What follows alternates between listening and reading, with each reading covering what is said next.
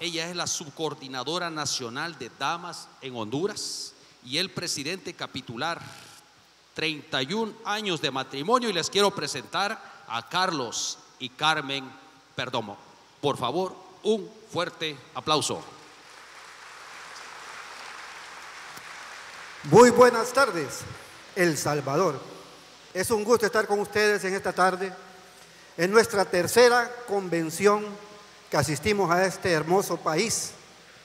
Y quiero decirle que hace unos años atrás que venimos a la primera, nos enamoramos tanto que regresamos el siguiente año, pero con 2 buses y varios carros particulares a la siguiente convención que ustedes tuvieron acá. Y mire que fue inolvidable para nosotros porque ahí probamos las pupusas de Loroco. Exacto. Y mire que después de este tiempo, de esta pandemia, recibimos esta invitación para regresar a este precioso país a otra convención nacional. No crea que nosotros lo hemos disfrutado, hemos estado sentados ahí y hemos disfrutado cada momento, después de tanto tiempo de anhelar esto que hoy estamos viviendo. Es precioso. Y miren, quiero tomar un pequeño abuso y así quiero tomar una foto para que le mandemos un saludo a todos esos hermanos catrachos que están en el otro lado, así como lo hizo su presidente. Yo voy a tomar una selfie. Yo necesito que ustedes levanten sus manos y saluden a ese pueblo catracho que les amamos tanto. Gracias.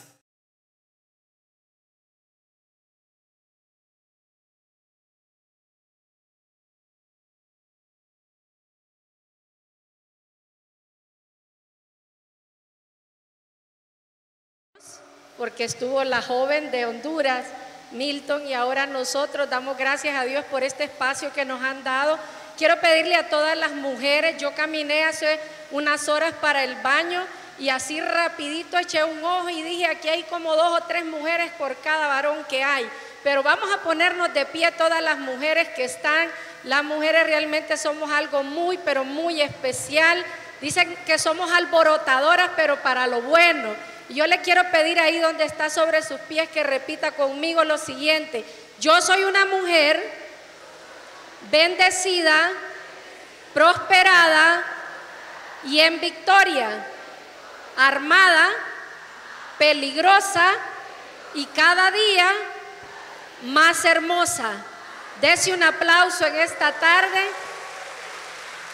Estamos agradecidos con el Señor, agradecidos con la Junta Directiva, agradecidos con los esposos Cubillas que han sido nuestros contactos para estar aquí en esta tarde. Y como el tiempo se va volando, queremos rápidamente contarles parte de nuestra vida. Como ya nos presentaron, tenemos 31 años de casado, pero les cuento un poquito más. Fuimos amigos 1 año, enemigos 1 año, novios 3 años, 1 año vivimos juntos sin estar casados y 31 años casados, de los cuales les puedo decir que aproximadamente 28 han sido años maravillosos. Pero nosotros estamos aquí para decirles que Jesús hace la diferencia en los matrimonios. Yo llegué a este matrimonio en unas condiciones tremendas, realmente muy difícil de que pudiera ser una buena esposa con todo lo que traía en mi corazón. ¿Y por qué le cuento esto? Bueno, yo soy la segunda de 4 hijas mujeres que procreó el matrimonio de mi papá y de mi mamá. Y yo viví realmente en un tiempo como de esos cuentos hasta la edad de los 11 años. Los que son de pantalla plana para acá tal vez no me entiendan, pero los que somos un poquito para atrás recuerdan algunos aquella serie que daban los domingos, por lo menos en nuestro país, que se llamaba La Casita de la Pradera, la familia Ingalls. Bueno, así más o menos nosotros vivíamos en una burbuja, pero a la edad de los 11 años, drásticamente, así como ocurrió esta pandemia, de igual manera mi vida fue cambiada y transformada de una manera terrible, porque aquel hombre, aquel papá que para mí era mi superhéroe con todo y músculos, porque mi papá tenía unos músculos pero tremendos todavía, hace unos años atrás. Hacía mucho ejercicio, tenía su propio gimnasio en la casa, un hombre que no bebía, que no fumaba y al cual yo hasta esa edad jamás había visto pelear ni discutir con mi mamá. Así que para mí era mi superhéroe. Y así de la noche a la mañana me entero que eso solamente había sido una fachada, solo habían sido máscaras. Y déjeme decirle que ese día yo recibí la primera herida más grande en mi corazón, porque ahora yo reconozco que mi papá ocupaba un lugar en mi corazón que no le correspondía, y todo eso se llama idolatría, y cuando esos ídolos se quiebran y se hacen pedacitos, eso duele tremendamente.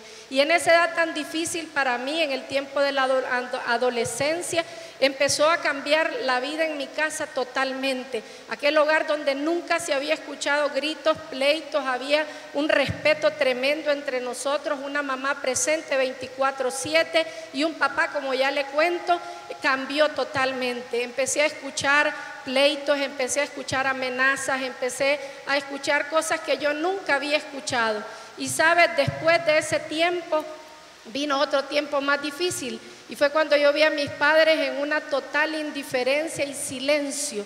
No sé qué pacto hicieron entre ellos, pero después de ahí, por muchos años, no le estoy hablando de una semana, como nos ha pasado a todos los matrimonios, que tenemos una diferencia y no nos hablamos, le estoy hablando de años donde yo miraba a mi papá y a mi mamá dormir en la misma habitación, en la misma cama y nunca dirigirse la palabra. Así que ustedes se imaginarán, ese era el patrón de matrimonio que yo estaba viendo. Por lo tanto, desde esa temprana edad yo dije, nunca me voy a casar. Empecé a pensar que todos los hombres eran malos y empecé a asociar el papel de una ama de casa con sufrimiento, con dolor. Así que les confieso, hasta esta edad de ama de casa no soy buena, porque desde ese entonces yo dije, ese papel no es para mí. Yo le cuento todo esto, fraternos y fraternas, porque nosotros a veces no nos damos cuenta de cómo podemos marcar el corazón de nuestros hijos. Transcurrieron los años, ¿sabe? Yo comencé a hacer lo mismo que vi hacer a mis padres, no dirigirle la palabra a mi papá, una falta de respeto tremenda. Después de haberlo amado y de haberlo respetado tanto, quiero decirles que en mi corazón nació un sentimiento terrible que fue creciendo, resentimiento, odio, rencor y todas esas cosas. Yo empecé, lejos de honrar a mis padres, como dice la Biblia, ¿verdad? Honra a tu padre y a tu madre para que te vaya bien y sea de largo día. Yo hice todo lo contrario, ¿sabe? Yo maldecía, yo le deseaba toda clase de mal a mi papá y yo decía, he de verlo pagando por todo lo que nos está haciendo. Así estaba mi corazón de amargura. Así llegué al último año del colegio. Todos esos años de mi adolescencia fueron marcadas por esa situación. ¿Sabe? Tuve una fiesta de 15 años, tuve una graduación donde fui condecorada porque me gradué con honores, y nada de eso yo lo pude disfrutar porque mi corazón estaba amargado. Y no solamente eso tuvo consecuencias a ese nivel, sino también a nivel de mi cuerpo. Empecé a padecer de muchos dolores de cabeza, empecé a padecer de alergia, y aunque me llevaban a los médicos, nada me podían encontrar, porque hoy reconozco que lo que estaba enfermo era mi corazón de falta de perdón. Así llego al último año de colegio, conozco a este caballero que está aquí, lo conocí, era novio de una prima mía cuando él llegó a mi colegio, pero yo no se lo quité, no estén pensando mal, ¿verdad? Y él llegó ahí y yo era la única persona que conocía y nos hicimos muy buenos amigos. Mire, veníamos de dos mundos totalmente diferentes. Ya le dije que en mi casa yo nunca vi a mi papá tomado, él no tomaba, nunca lo vi fumar, y este muchacho hacía todo eso. Pero a mí no me importaba, ¿sabe? Mi corazón estaba tan sediento, mi corazón estaba tan solitario, tan mal, que yo me aferré a esta amistad. Nos hicimos muy buenos amigos durante todo ese año. Él venía de un mundo diferente, sus padres todavía casados, pero con una historia de vida totalmente diferente que les voy a dejar que él les cuente. La verdad que yo no era buen partido en ese tiempo. Me acuerdo que los maestros le decían, niña, no se junte con ese muchacho. Mire, mi vida de adolescente tuvo un cambio tremendo cuando a mi papá se le ocurrió pues abrir una discoteca, y teníamos un negocio de una peletería en el día. Y en la noche pues abríamos aquella discoteca. Yo tenía 14 años Mi papá trabajaba todo el día y en la noche tenía que ir a trabajar ahí. Yo vine y me sacrifiqué. Le digo, papá, no se preocupe, váyase usted a dormir, yo me voy a encargar de aquí de esta discoteca, yo la voy a cerrar. Y así fue cuando yo incursioné en la vida nocturna a temprana edad. Empecé a conocer el alcohol y todo lo que conlleva la vida nocturna. Mi carácter tuvo un cambio rotundo, me volví un muchacho problemático, malcriado, peleón. Imagínense un cipotillo de 15 años por la calle alcoholizado y buscando pleito con todos, eso era yo. Y así cuando la conocí a esta muchacha, le dijo que nos hicimos muy buenos amigos, y como yo no tenía muy buena reputación, pues me la llevaba a ella y le decía que me fuera a sacar las muchachas que no me prestaban, y así pues la sacaba y la iba a dejar a ella a su casa, y después yo me iba para otro lado. Mire que así fue, comenzamos, al graduarnos cada uno agarró rumbo. Yo me fui a Tegucigalpa a estudiar, ella se quedó en la ciudad de La Ceiba, y mi vida seguía igual, en problemas, en rollos, en una vida conflictiva. Pero ella, como era una excelente alumna, se ganó una beca y tuvo que ir a estudiar a Tegucigalpa. Ya estaba yo esperándola. En aquel tiempo no es como ahora que usted controla a sus hijos por un celular. No, yo tenía como 20, 21 años, ella tenía 18. Estábamos cipotíos. No entendíamos a lo que nos estábamos metiendo. Llegó allá, me acuerdo que llegó con mi suegra, buscamos un apartamento para colocarla. Mi suegra se fue, así como se fue mi suegra, fui y recogí las cosas y la llevé a vivir conmigo.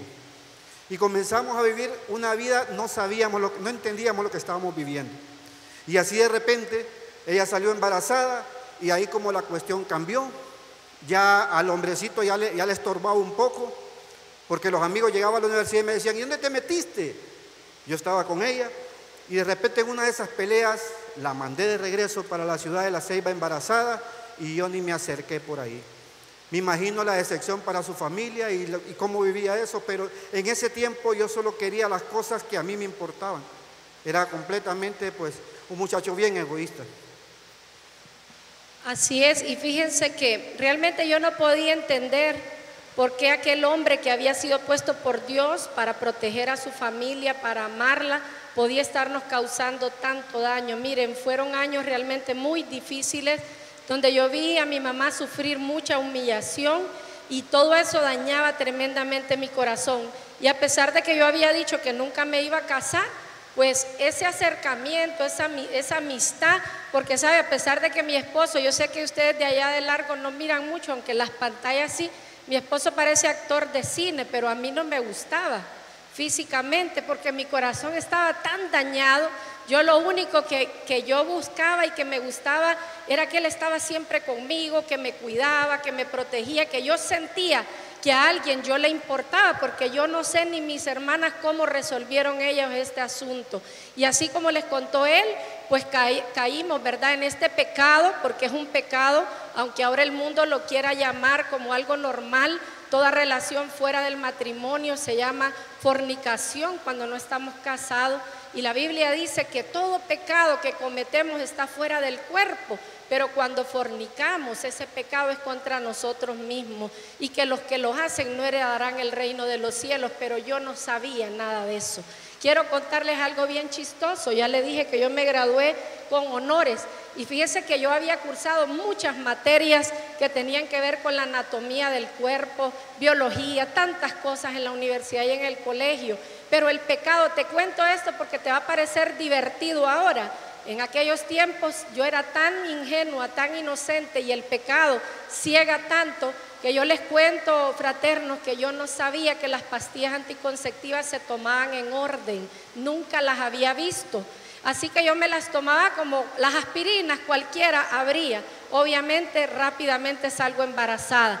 Ahí empecé a darme cuenta de que cuando nosotros quebrantamos los principios vamos a sufrir las consecuencias, los conozcamos o no los conozcamos. ¿Y por qué le digo esto? Porque yo le cuento que yo me había llenado mi corazón de orgullo, de soberbia, de prepotencia. Yo me creía con derecho a juzgar a mis papás y más a mi papá. Y sabe, ahí comencé a experimentar aquello que todos hemos escuchado en algún momento, donde dicen que el que se humilla es exaltado, pero el que se exalta es humillado. Mire, fueron 9 meses muy difíciles para mí. Me tocó regresar a mi casa, a pesar de que pude haberme ido a otro país a estudiar. Decidí quedarme para hacer una vida junto con el que en ese momento era mi novio, pero todo salió al revés. Yo me sentía rechazada, abandonada, frustrada, ¿sabe? Yo no tuve la oportunidad de soñar con ese bebé, de pensar, ni siquiera pensaba si estaba bien o no estaba bien. Realmente iba a hacer mis controles porque tengo una tía que trabajaba en ese entonces por muchos años en un hospital y ella me llevaba, pero yo estaba sumida en una depresión. Ahora me doy cuenta cómo eso también marcó la vida de mi hijo. ¿Sabe? Así estábamos nosotros y un día cuando ya nació nuestro hijo, él volvió a aparecer y pues tomamos la decisión de comenzar a vivir juntos. Ya le dije, yo no creía en el matrimonio, así que para mí no era importante casarme. Decide llevarme a la casa de sus papás a vivir y miren, éramos dos hipóteres. Yo tuve mi hijo a los 20 años y mi esposo tenía 22 años. Éramos dos hipotíos. Y ya le cuento con todo lo que yo traía. ¿Cómo se pone a creer usted que yo podía ser una buena esposa? Era desconfiada, era amargada, era insegura, tenía todos los problemas del mundo. Y él era un hombre posesivo, celoso. Así que esos dos hipotes, miren, 3 años nos dimos duro. Gracias a Dios nunca llegamos a los golpes, pero sí muchas palabras ofensivas, groseras. Para ese entonces mi familia se había ido para Estados Unidos. Yo me había tenido que quedar porque ya tenía mi propia familia. Tenía una residencia norteamericana y todos los fines de semana lo amenazaba y le decía, yo me voy, no necesito ni permiso tuyo, porque así era antes. Yo no sé si ahora hay que pedir permiso, pero en aquellos entonces yo me podía ir y todos los fines de semana peleábamos. Y yo quiero decirles que muchas veces era por mi causa, porque aquel vacío que había en mi corazón, yo le decía a él los fines de semana, salgamos, vamos a algún lado. Yo pensaba que así yo iba a llenar ese vacío. Pero, ¿sabes? Salíamos y veníamos peor, peleando porque si yo volteé a ver a alguien, porque si alguien me volteó a ver, y era tremenda nuestra situación. Al año de haber nacido nuestro hijo decidimos casarnos, pero no porque queríamos honrar a Dios, no porque queríamos honrar a nuestros padres, a nuestro hijo, no, porque unos compañeros de chupa que le dicen allá a los que beben, a todos los que se ponen en esas fiestas a beber, nos hicieron la propuesta de casarnos. Pero era porque ellos querían tener una fiesta más donde beber gratis. Y nosotros dijimos, sí, ¿verdad? ¿Por qué no?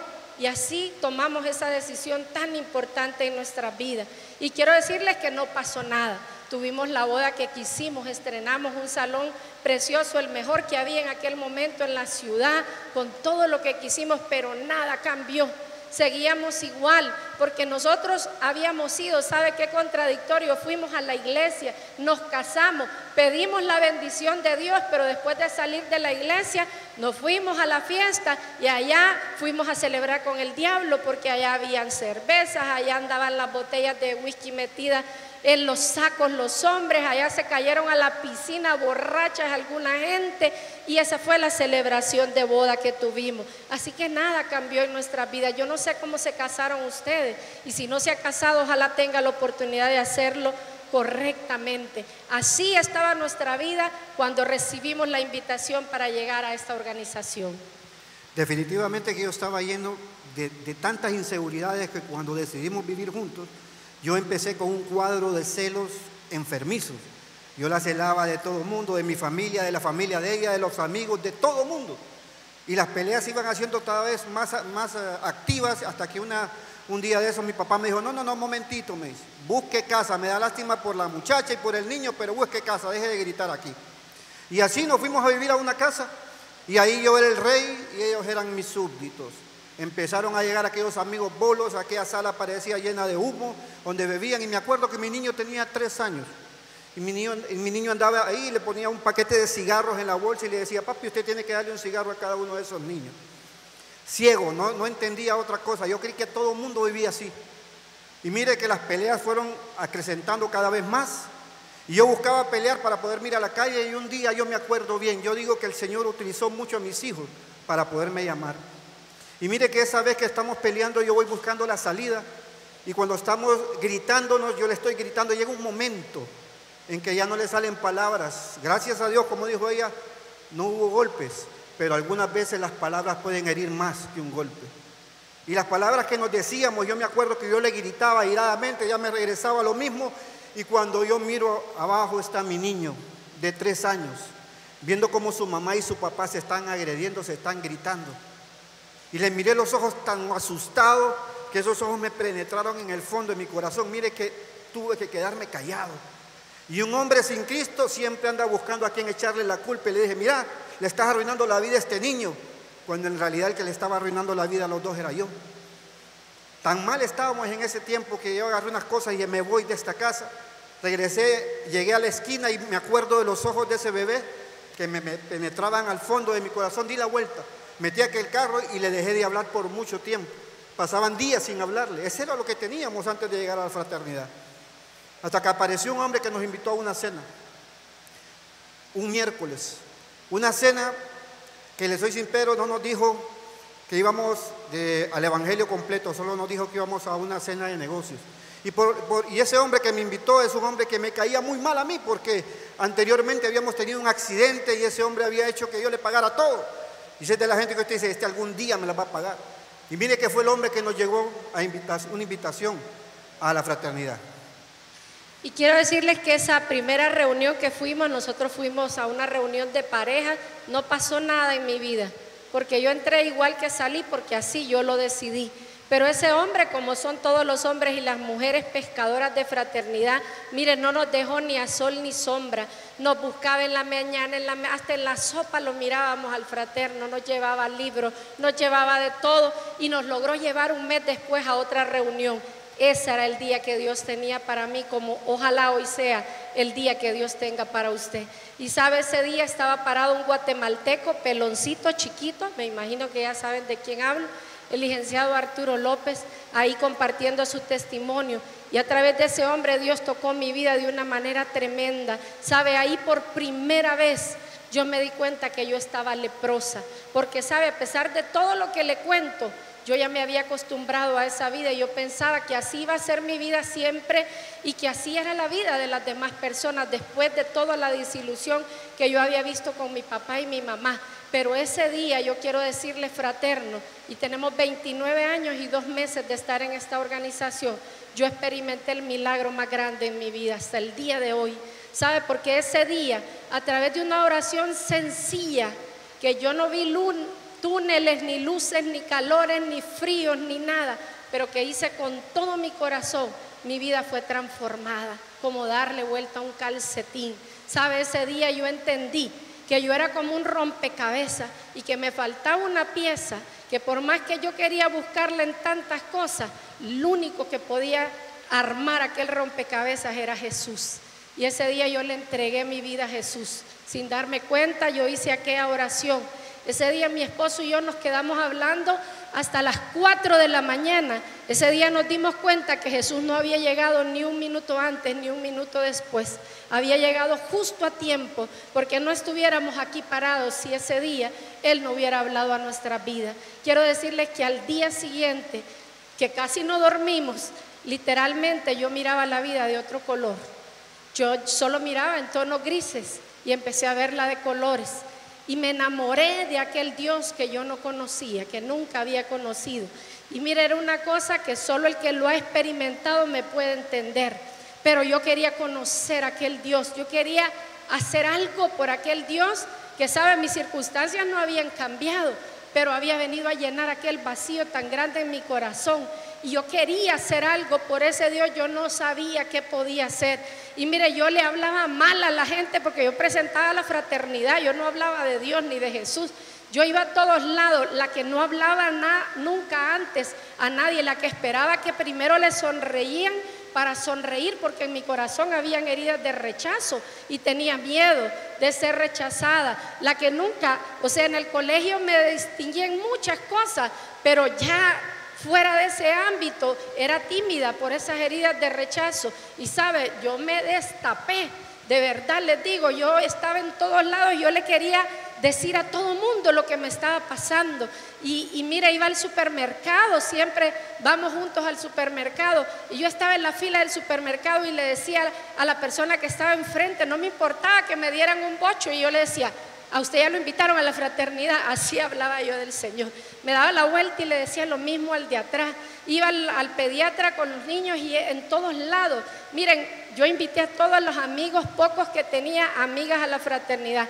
Y cuando se me acabaron los amigos y las amigas, agarré la guía telefónica, la agenda, que eran así de gruesotas antes, y ahí donde estaba en la caja cobrando en el negocio, iba letra por letra marcando el número y le decía a quien me contestara: está la señora de la casa. Y en algunos lugares, antes contestaban porque no habían problemas de extorsión, ¿verdad? Ahora ya no contestan. Pero le decía: está la señora de la casa. Y en algunos lugares me decían: aquí no vive ninguna señora. Ah, disculpe, número equivocado. Pero si me decían a alguien: mire, yo no le puedo explicar, pero realmente de verdad yo me volví loca por ese Jesús. Y yo le decía: mire, usted no me conoce, ni yo a usted, pero yo la estoy llamando porque quiero hacerle una invitación. Y ya la invitaba. En ese mover estábamos cuando conocí a la que hoy es mi coordinadora nacional, y de esas coincidencias divinas tuve la oportunidad de platicar con ella en un viaje que nos asignaron a nosotros a ir. La confesé de ida y de regreso preguntándole todo. Yo quería saber todo de una vez. Agarré aquella Biblia y mire, no la podía soltar de principio a fin, desde que amanecía hasta que anochecía. Miren, literalmente les digo, yo comía con la Biblia al lado, yo iba al baño con la Biblia. Era descubrir un mundo nuevo que yo nunca había conocido. Y así Dios nos da la oportunidad de poder abrir el primer capítulo de Damas, el tercero a nivel nacional en Honduras. Y recuerdo que en ese mover, como oíamos aquí en la visión, ¿verdad?, que somos un brazo para la iglesia, decidimos ir a una iglesia, cosa que no hacíamos antes. Y yo recuerdo que yo emocionada voy donde aquella autoridad y le cuento: yo había tenido una visión, pero yo no sabía que era una visión. Yo me miraba así como estoy aquí frente a un montón de mujeres, y yo amigas mujeres casi no había tenido, eran más varonera, era más amiga de varones. Y entonces yo le conté a un fraterno y él me dijo: mire, eso se llama una visión, tal vez Dios la quiere usar usted con mujeres. Yo qué sabía de usar, yo no sabía nada. Yo solo tenía mucha gratitud en mi corazón y quería hacer algo por Dios. Y sabe, aquel hombre, voy y le cuento yo esa historia y me queda viendo aquel señor. Tenía 23 años, fraterno, de haber dicho: esta muchacha se le soltaron los tornillos. Y cuando yo le conté, me quedó viendo y me dijo: usted no va a poder hacer eso, me dijo. Usted lo que tiene que hacer es venir aquí con su familia y empezar a congregarse. Les confieso que en el momentito se me bajó todo, pero en el momento cuando salí por la puerta yo dije: ¿y por qué? Solo porque Él dice, no voy a poder. Porque sabe, cuando Dios te hace un llamado, no hay manera, aunque se meta bajo las piedras, aunque se vaya donde se vaya, le va a pasar las de Jonás, se lo trae un pez grande, pero cuando Dios le hace ese llamado, no hay manera de poderlo esquivar. Y así fueron nuestros comienzos sirviendo al Señor. La verdad que ella iba como un jet. Yo la verdad no había arrancado. Yo estaba muy lento. Aproveché la fraternidad porque se reunían los viernes y así salgo a la fraternidad, dije, sin pelear de mi casa, me perfumaba, me iba al capítulo y ni me acuerdo lo que decían, pero era la manera de cómo poder salir sin pelear de mi casa. Así llegué a la fraternidad yo y me uní al grupo de apoyo los martes para poder salir también el martes sin pelear. Pero mire que como con Dios no se juega, nació nuestro segundo hijo y algo pasó. Él dejó de tomar leche de su mamá. Empezamos con ciertos problemas y nos dimos cuenta que pasaron algunos meses, habíamos visitado varios médicos y nuestro niño tenía un problema digestivo, se iba adelgazando y no nos dejaba dormir, lloraba toda la noche. Y ahí es cuando se le mueve el piso al hombre, cuando teníamos los recursos, pero no había solución. Ahí nos toca ver para arriba. Y una de esas tardes llegó ese hombre que me invitó a la fraternidad, que no me caía muy bien, y me invitó a una cena, que estaba cumpliendo años, dijo. Y yo decía por dentro: a mí no me interesa que este hombre esté cumpliendo años. Y mira, Carlitos, me dice: lo vamos a celebrar en tu casa. Por eso me quedé en esta fraternidad yo, porque mis líderes en aquel tiempo sabían que yo estaba pasando un problema y buscaron la manera de cómo llegar, aún y cuando yo era completamente, levantaba barreras, buscó la manera de poder llegar la ayuda a mi hogar. Y hizo su fiesta de cumpleaños, una cena en mi casa, invitó a un hombre de Guatemala. Llegaron y aquel hombre, nos sentamos en aquella cena y aquel hombre dijo: hoy su hijo va a ser sano. Yo no entendía ese asunto. Y yo, un hombre y vamos a orar por su hijo, me dijo aquel. Yo, un hombre sin Cristo, manda a la esposa: vaya mami, vaya a orar. Y aquel hombre me dijo: no, usted es el que tiene que estar acá. Me acuerdo que fuimos a orar por el bebé, agarré a mi bebé en mis brazos y aquel hombre empezó a orar de una manera que yo no lo había escuchado nunca. Yo me acuerdo que yo había ido a la iglesia cuando mi abuelita me llevaba para una Semana Santa, para un bautismo, pero escuchar orar como ese hombre estaba orando, yo no lo entendía y lo único que me quedó es seguir repitiendo lo que aquel hombre decía. Me acuerdo que acostamos al bebé, todos se fueron, adiós, adiós, nos despedimos. Yo le dije a mi esposa, 10 minutos te doy y se regresa ese niño, es mentira, y empieza a llorar de nuevo. Pasaron los 10 minutos, pasaron las horas, pasó toda la noche y el que casi no durmió fui yo esperando que ese bebé se levantara. A las 6 de la mañana se levanta ese bebé y empieza a llorar. Y me acuerdo que a ese bebé yo nunca le había hecho un pepe, nunca quedó lugar. Y me acuerdo que agarré un pepito y se lo puse en la boca. Le hicimos un pepito y se lo puse en la boca y aquel niño empezó a chupar aquel pepe con desesperación. Se tomó el pepe, le hice el segundo, se tomó la mitad, eructó y síntomas de la enfermedad que habíamos tenido los meses anteriores había desaparecido. En ese momento, al lado de la cuna de mi hijo, yo tuve un encuentro con Cristo Jesús. Yo le pedí perdón en ese momento. Fue tan tremendo ese encuentro que el Señor me mostró algo que ha impactado mi vida hasta el día de hoy. Me mostró que nosotros los hombres somos una ventana, que por esa ventana entra maldición y entra bendición. Y yo hasta ese preciso momento solo maldición estaba metiendo a mi vida, a la vida de mi familia. Y mire, simbólicamente le digo, Señor, perdóname, y cierro esta ventana de maldición y abro la ventana de bendición. Y ahora sí, empecé a trabajar como usted no tiene idea en el capítulo. Éramos los más hipotes, la mayoría eran adultos. Solo éramos 2 hipotes que empezamos a involucrarnos y el Señor empezó a preparar nuestro corazón, porque como le dije, nosotros estábamos muy orgullosos. Yo era muy orgulloso, no tenía problemas económicos, entonces era orgulloso. Y Dios empezó a trabajar en nuestro corazón, porque el corazón nuestro no estaba listo para recibir. Muchas veces le pedimos a Dios, Dios dame esto, y Dios no contesta. Y decimos, Dios no me escucha. Pero es que Dios no va a escuchar un corazón orgulloso. Y necesitaba limpiar esa parte de mi corazón. Y mire que empezamos con una crisis económica difícil en los años 96, 97, 98. Que me acuerdo que ya trabajábamos en una ferretería que habíamos abierto en un lugar que iba en crecimiento. Y mire que tremendo fue que esa crisis nos llevó a malas inversiones. Y llegó un día a las 4 de la tarde que yo estoy entregándole las llaves al nuevo dueño de aquella ferretería. Y yo me sentía fracasado. Mire, yo era uno de los hombres más solicitados en la ciudad de La Ceiba porque me buscaba la ENE, la empresa de energía eléctrica. Me habían mandado una carta del banco que iban a rematar nuestra casa que habíamos sacado con préstamo. Bueno, una infinidad de cosas, hasta la lavadora se nos había arruinado. En un momento en la crisis, gracias a Dios, nunca nos hizo falta algo que comer, pero hicimos algo, hacíamos algo para que Dios tuviera cuidado. Dios tenía que limpiar nuestro corazón. Y mire que en medio de esa crisis, una de mis cuñadas se está graduando en Estados Unidos y dice, vénganse para acá, para que vengan a mi graduación. Y yo le digo a ella, ¿cómo voy a ir si no tengo dinero? Somos 5, ¿cómo voy a ir?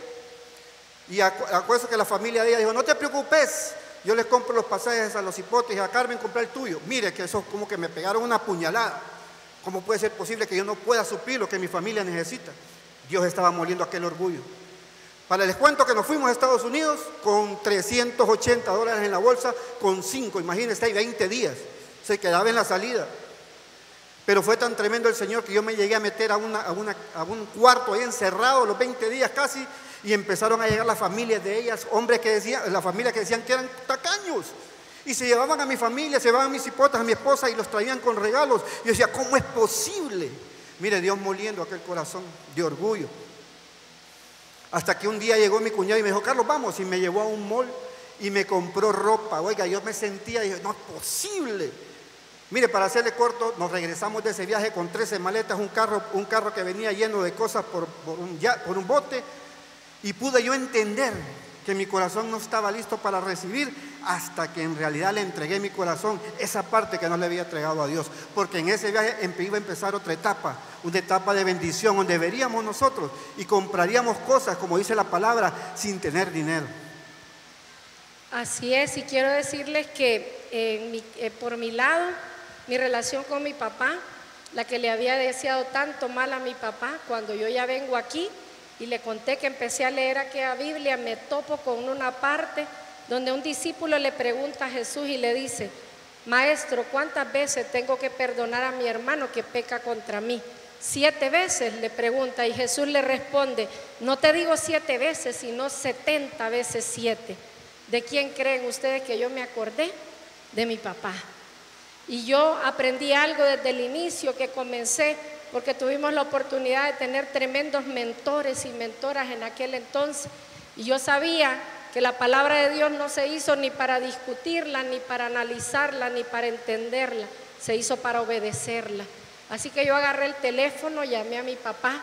Quiero decirles que yo lo invité a esta organización donde fue tesorero, secretario por muchos años. La que quería verlo arruinado, ¿sabe?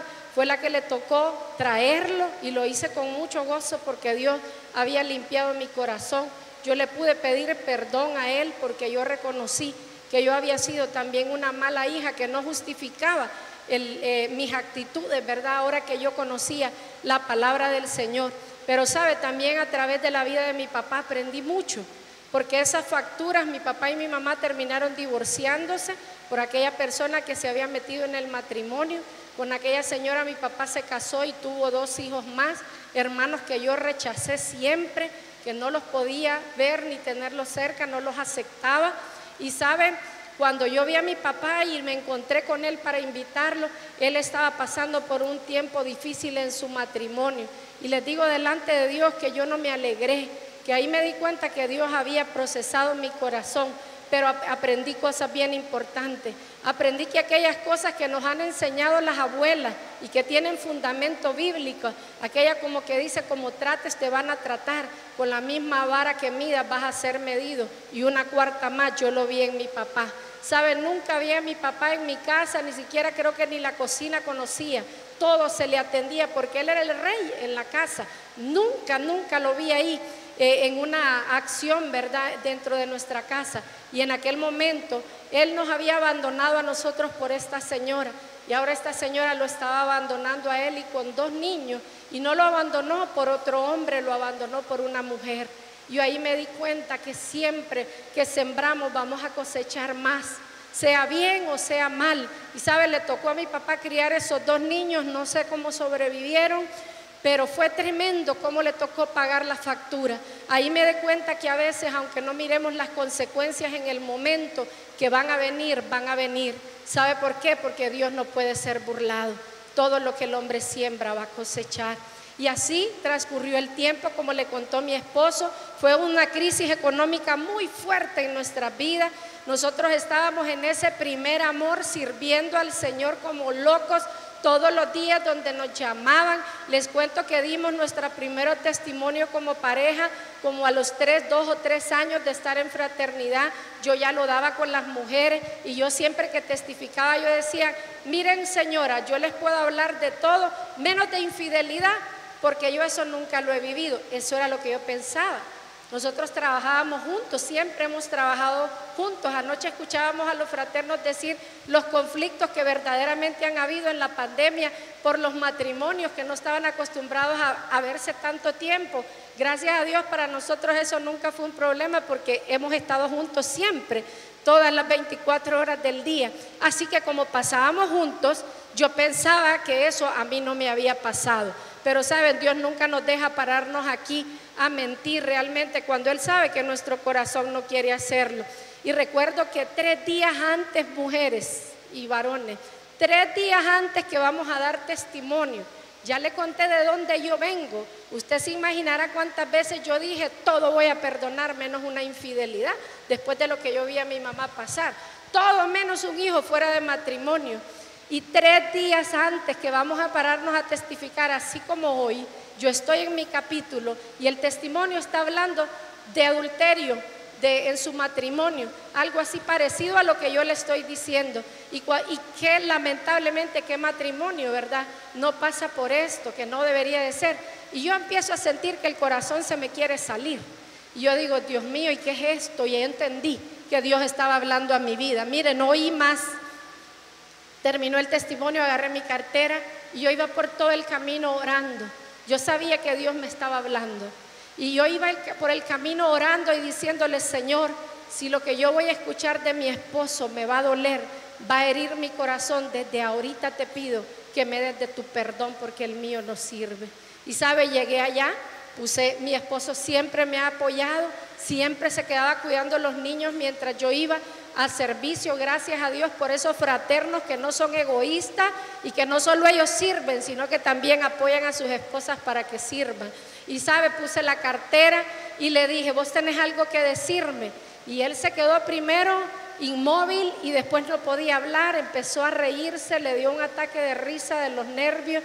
Y bueno, ¿para qué les cuento? Fueron 3 días realmente donde de verdad yo sentí que había bajado como Jesús y vuelto a subir. Créanme, no fue fácil, más con el daño que había en mi corazón. Pero sabe, ese último día que ya habíamos dicho, no, decirle al presidente que no vamos a ir, por momentitos sí, por momentitos no, la voz de Dios vino a mi corazón. Alguien dijo aquí hoy, aunque somos laicos, somos espirituales.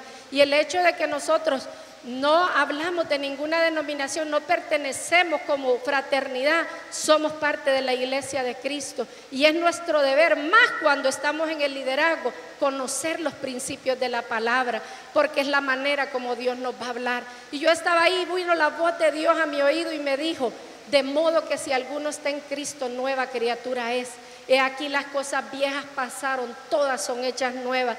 Si yo lo perdoné, ¿por qué no lo podés perdonar vos? Y Dios me mostró que el infierno estaba lleno tanto de adúlteros como de fornicarios, como de mentirosos, de mentiras blancas y de mentiras negras, porque en el cielo pecado es pecado. Y que de ese mismo lugar Dios me había perdonado a mí. Y sabe, yo tomé la decisión esa tarde de perdonar a mi esposo y hasta el día de hoy, sabe, han pasado más de 20 años, solo hablamos de esto cuando testificamos. ¿Y qué quiero decirle? No, uy, qué buena gente ella, no.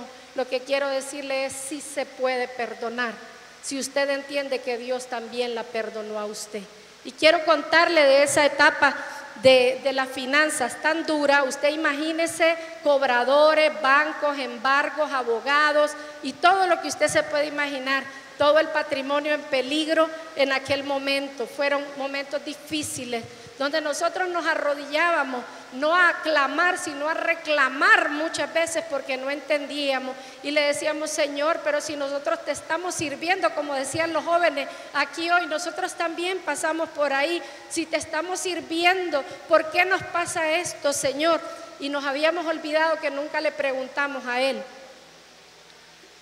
si nos debíamos de meter en los compromisos que como familia nos habíamos metido, porque nosotros trabajábamos con la familia de mi esposo, no era realmente propio de nosotros el negocio. Y fueron situaciones difíciles, ¿saben? Muchas veces llegamos a nuestros capítulos con las lágrimas aquí, ¿sabe? El diablo nos decía por un oído, porque cuando uno está pasando eso, uno siente que todo mundo sabe por lo que usted está pasando. Casi siente que anda un rótulo usted aquí en la espalda y que todo el mundo sabe que ese día le tocó enfrentar al abogado, le tocó enfrentar a los proveedores, le tocó enfrentar cualquier situación. Y es horrible porque Dios está tratando con nuestro orgullo, como decía mi esposo. Pero sabe, quiero decirle 6 cosas que nosotros aprendimos. Si usted está pasando por una crisis financiera, quizá le sirvan. La primera que aprendimos fue que nuestros ojos deben de estar puestos en Jesús. Sabe, nosotros teníamos a la venta 7 propiedades en el centro de la ciudad, todas muy valiosas. Todas propiedades, con una que se vendiera, se pagaba toda la deuda que era millonaria. Esos eran los números que nosotros habíamos hecho. Pero la Biblia dice que del hombre son las disposiciones del corazón, pero de Dios la respuesta de la lengua. Y nosotros no lo habíamos tomado en cuenta, habíamos hecho nuestros números. Y ahí nos dimos cuenta que cuando Dios abre puertas no hay quien las cierra, pero cuando Dios las cierra tampoco hay quien las pueda abrir. Y fueron cerca de 2 años, ¿sabe? Donde nosotros nos pasaba muchas veces como Pedro, que caminaba por las aguas y cuando tenía los ojos puestos en Jesús, no en las circunstancias, podía caminar y avanzaba, pero cuando empezaba a ver sus circunstancias comenzaba a hundirse. Llegaba un comprador y ya parecía que se iba a firmar todo y ¡pum! De la nada se deshacía el trato. Ahí entendimos que nuestros ojos debían estar puestos en Jesús y la confianza en el Señor y estar preparados para el día malo, porque el día malo va a llegar a nuestra vida. ¿Sabe? Aprendimos también en ese proceso que Dios bendice en medio de la unidad. nosotros aprendimos con mi esposo que una casa dividida no permanece, que ya no era lo mío ni lo de él, sino lo nuestro. Y empezamos desde ese tiempo, le estamos hablando de hace muchos años atrás, tomamos la decisión de que no íbamos nunca a tomar una decisión seria, delicada, financiera, sin estar puestos de acuerdo. ¿Sabe? Hasta el día de hoy puedo decirles, hasta las compras del supermercado las hacemos juntos. Y no es que yo le tenga que pedir permiso a él, ni él a mí. Ha sido un acuerdo porque hay poder en el acuerdo. Y esto ha servido tanto porque, ¿sabe? Cuando nos hemos equivocado, porque nos hemos equivocado.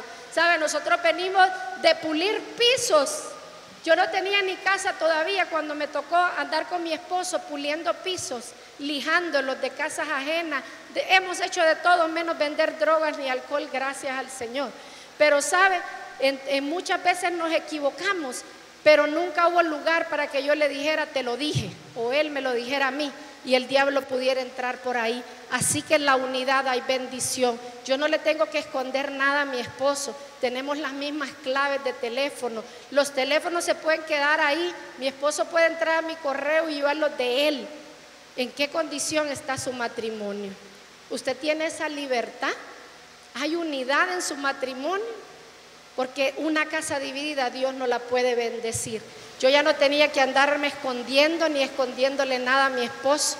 No lo hacía, pero sabía de muchas fraternas que cuando el esposo se metía al baño le robaban de la cartera.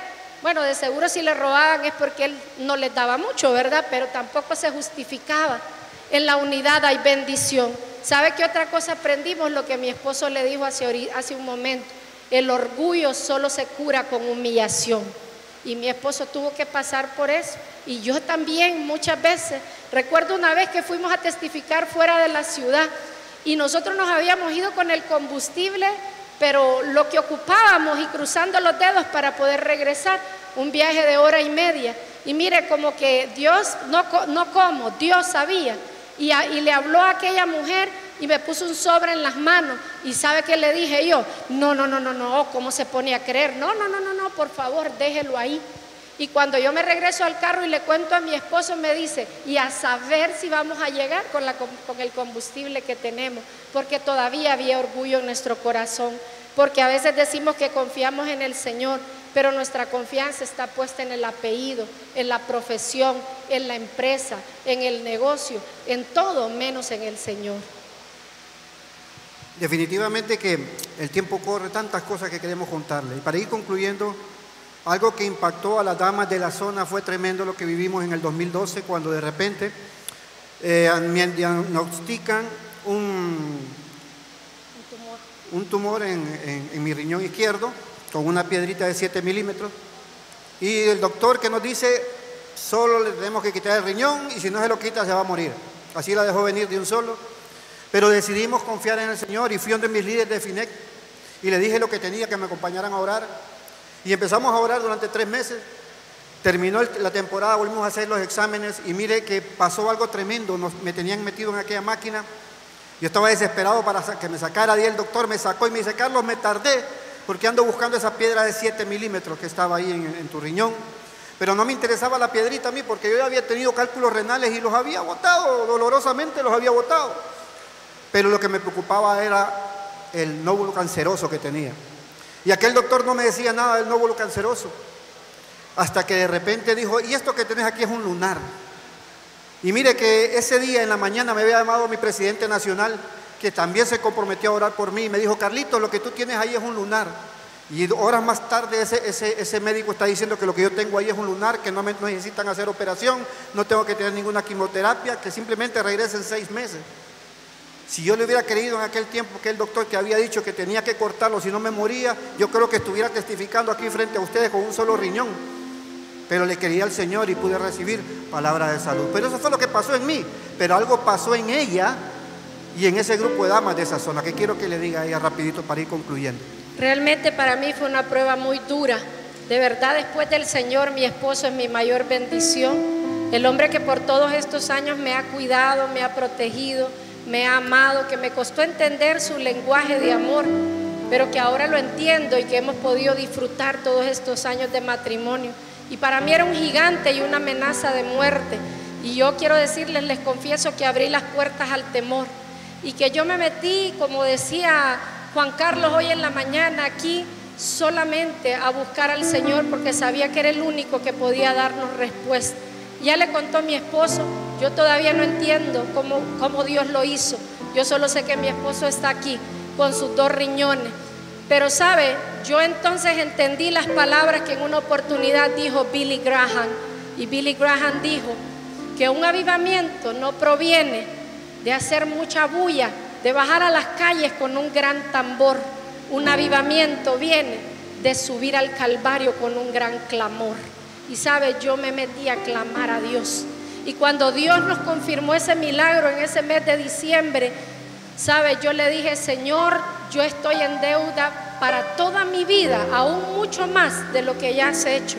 Y sabe, provocó un avivamiento porque tiene que empezar con usted, tiene que comenzar con usted. Y sabe, ese año 2011 marcó un antes y un después, no solo en mi vida, sino en la región que Dios me ha encomendado para trabajar con las mujeres. Y sabe, hicimos tantas cosas, montamos campañas de sanidad como las hacía nuestro fundador Demo Chakarian en diferentes ciudades. Hubieron milagros, hubieron maravillas y comenzó un fuego en nuestro corazón que no se ha apagado hasta el día de hoy. Sabe, de aquel capítulo que Dios me permitió formar antes de la pandemia, teníamos 107 capítulos en aquella región. Y Dios ha sido más que bueno, más que fiel y más que maravilloso en nuestra vida. Pero sabe, otra clave si estás en crisis es el servicio, no es condicionado. A Dios se le sirve en las buenas y en las malas, en salud y en enfermedad, en todo lo que la vida da y en todo lo que la vida quita. En tiempo de crisis, fraternos, nunca dejen de sembrar. Nunca dejen de dar no solo dinero, sino su tiempo, su esfuerzo, porque Dios no se queda con nada. ¿Sabe? Dios salvó la vida de nuestro hijo, el segundo, ese mismo niño que fue diagnosticado con un problema de déficit de atención, que los médicos me dijeron que una maestra me confirmó el diagnóstico y me dijo que no iba a pasar de 7º o de 8º grado porque no podía hacerlo. Pero sabe, aquí en esta fraternidad aprendimos que una cosa es la realidad que estemos viviendo, pero otra cosa es la verdad de lo que Dios ha dicho. Y sabe, yo comencé a arrodillarme a la orilla de la cama de mi hijo por meses y por años, mientras él dormía, a declarar que mi hijo era un siervo enseñado por Dios y que grande era la paz de él, que el Espíritu de Dios está sobre él, espíritu de sabiduría, de inteligencia, de conocimiento, de consejo y de poder. Yo quiero decirte que ahorita en diciembre vamos a la graduación de su maestría de ingeniería civil. El que no iba a graduarse, el que no iba a pasar de 7º ni de 8º grado. Y ese mismo hijo que se casó hace 2 años, sabe, el diablo quiso arrebatar también su bebé, su primogénito, que nació en la pandemia el año pasado. Un día nos llaman, vivían en otra ciudad, y nos dicen que habían ido a confirmar el embarazo que sospechaban y que habían salido de ahí con un diagnóstico y con una orden para ir a provocar un aborto porque el embrión estaba vacío. Pero qué importante es confiar en lo que Dios ha dicho. Y sabe, cuando mi esposo se enfermó, Dios me había dado una palabra en Éxodo 23:25, una palabra que dice: a tu Dios servirás y Él bendecirá tu casa y quitará toda enfermedad de en medio de ti. Y cuando me dieron esa noticia, oramos con mi esposo.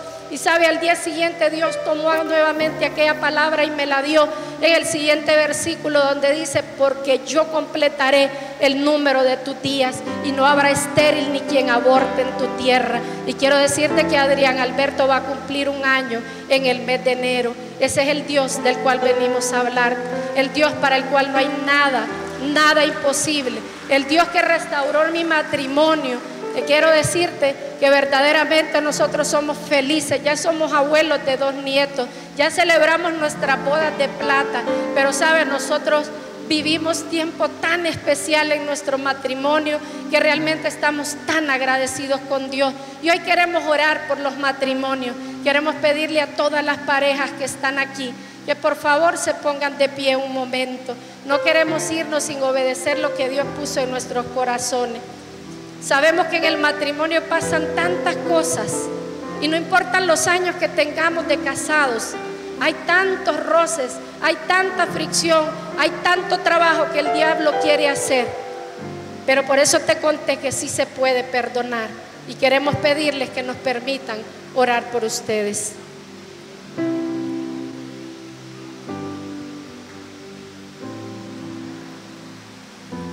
Ahí donde está, yo le pido que le tome la mano a su esposo, a su esposa, y que se puedan ver de frente. Casi no nos gusta hacer eso. Mire, dormimos juntos, pero a veces hay tanta distancia que no podemos sostenernos la mirada. ¿Qué tal si mira a su esposa y usted a su esposo? ¿Y qué tal si toma una decisión en este momento? Porque la vida es de decisiones, no de sentimientos. Y le pide perdón. Ahí usted, esposo, si le ha faltado, y usted, esposa, si ha faltado. No importa lo que haya sido. Ya le dije que el pecado es pecado en el cielo. Pero hoy Dios está aquí y Él te perdonó. Y Él quiere que también otorgues ese perdón. Porque así lo dice el Padre nuestro: perdónanos como también nosotros perdonamos a los que nos ofenden. Si ya se pidieron perdón, se puede quitar la mascarilla. ¿Y qué tal si le da un beso? Tal vez ya días no la besa. ¿Qué tal si le da un besito? Le damos permiso. Permítanos orar por ustedes. Padre, te damos gracias en esta noche, Señor. Gracias, Padre. Gracias porque tú no haces excepción de personas. Gracias, Señor Jesús, oh Dios, porque un día tuviste a bien poner tus ojos sobre nosotros. Gracias, Padre, porque no te importó de dónde veníamos. Gracias porque a pesar de que no teníamos nada que ofrecerte, Señora, así tú nos recibiste. En esta noche oramos por los matrimonios, Señor. Te presentamos a cada pareja que está aquí, Señor. Los que han logrado casarse y los que quizás lo van a hacer dentro de pronto, Señor. Te pedimos por sus vidas. Te pedimos, Dios, que seas tú, Señor, el que pueda mantenerlos, Señor, oh Dios, como dice tu palabra, con un cordón de 3 dobleces que no se rompe fácilmente. Señor, que siempre pueda prevalecer en ellos el perdón, el amor, la esperanza, la fe, Señor. Padre, que podamos heredarle a este mundo que está en crisis y en caos, Señor, testimonio verdadero de que se puede vivir, Señor, como la gente más feliz de la tierra. De que en medio de este mundo, Señor, donde de cada 2 parejas una se divorcia, nosotros podamos marcar la diferencia. Señor, que podamos heredarle a nuestros hijos, a nuestros nietos, como dice tu palabra, para que lo sepa la generación venidera y los hijos que se levantarán y los que vendrán, a fin de que pongan en Dios su confianza y puedan enseñarles a guardar tu palabra y tus mandamientos, y puedan recordar, Señor, que sus padres, que sus abuelos, que sus bisabuelos te sirvieron, Señor, y se amaron, Padre. Gracias, Cristo. Gracias, Señor, oh Dios, por lo que has hecho en este día en cada uno de nosotros, en el nombre de Jesús. Amén. Amén y amén. Muchas gracias. Un fuerte aplauso al Señor. Siéntese un momentito, no nos podemos ir 2 minutos más sin antes hacer una oración muy especial. Yo quiero que todos los que están ahí, así donde está usted en ese momento, que me acompañen en una oración. Una oración que tal vez usted ya pudo haberla hecho muchas veces, pero yo le solicito este día, que así como aquella mañana que yo lo hice a la cuna de mi hijo, yo le invito a usted que lo haga en esta noche conmigo.